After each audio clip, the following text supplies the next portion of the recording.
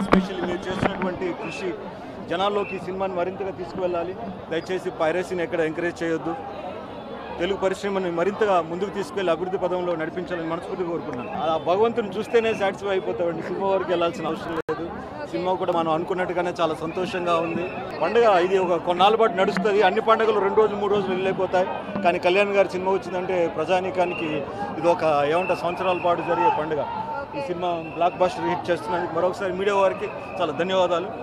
ఆయన్ని చూస్తే ఫ్యాన్స్లో ఒక వైబ్రేషన్ వచ్చేస్తూ ఉంటుందండి. ఇంకా యూనిఫామ్ అనేది ఇంకా యాడ్ చేస్తుంది, add flavour to the fire అన్నట్టు.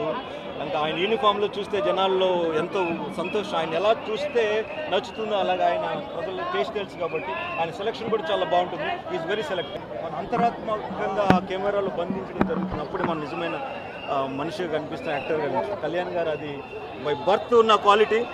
జై హింద్, జై జనసేన.